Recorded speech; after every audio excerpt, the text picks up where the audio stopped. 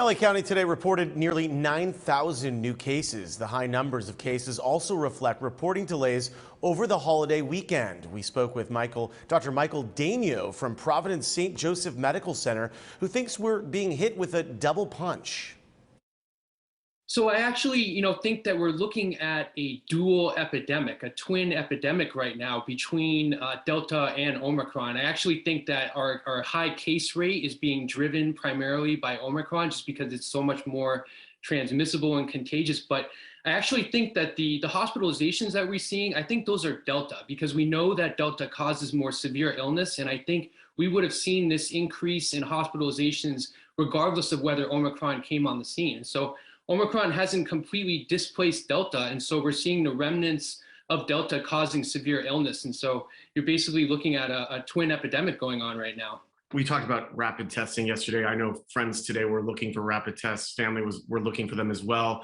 Without those tests, are we really just kind of dead in the water in terms of knowing whether or not we should get together with family and friends? And then how accurate are those tests? So I think if there's a limited number of tests and you have symptoms and you were exposed, it's very likely that you do have Omicron. But I think looking at the updated guidelines we have from the CDC, I think a good rule of thumb for those that are fully vaccinated and or if you've had your booster, if you have symptoms, you're pretty convinced that you have COVID, you're unable to get tested.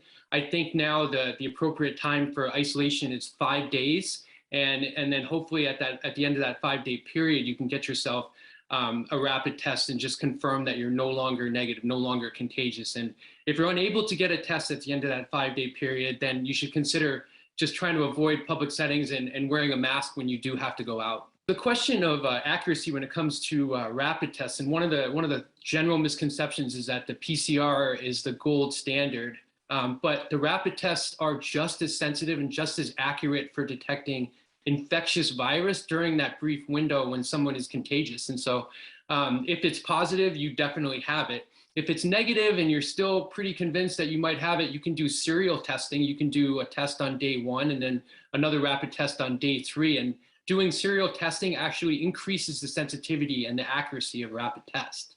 Hospitalizations, you were talking about how it would appear at this point, maybe we won't see that same surge in hospitalizations with Omicron. So I think with Omicron driving the case numbers, I think we're looking at maybe 2 to 3 weeks from now, we should see a crest in the amount of those cases based on the experience of South Africa, Denmark, and the UK, which are always, a few weeks ahead of us. But I don't think, as the experience in the UK has shown, they've had 50% less hospitalizations with Omicron relative to Delta. And so I think we should expect to see that too. And, again, I think the hospitalizations right now are being driven primarily by Delta. And also, I would imagine, based on what we talked about yesterday, it would appear a lot of the hospitalizations are from people who are not vaccinated. Right. So primarily we're seeing that, people who are unvaccinated are still subject to Delta. Delta is also a very contagious, very transmissible virus, and certainly not on the level of Omicron. But in and of itself, Delta was already very problematic for us because it was very transmissible. And so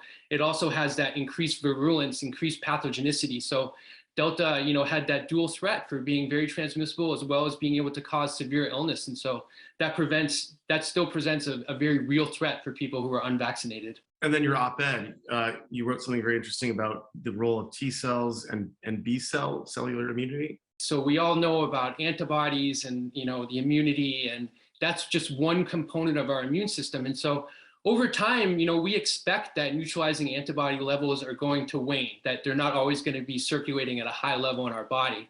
And what we've seen with Omicron is its ability to sort of evade some of that neutralizing antibodies, but that's just the first line of defense.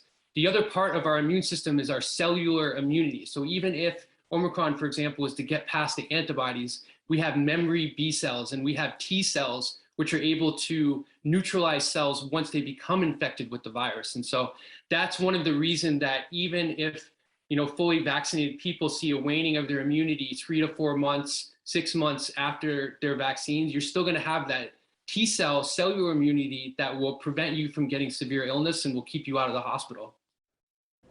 And as Dr. Daigneault said, even though COVID cases are surging, Omicron does appear less lethal than other variants like Delta, especially among the fully vaccinated. He says because of that, he expects fewer people will need to be hospitalized.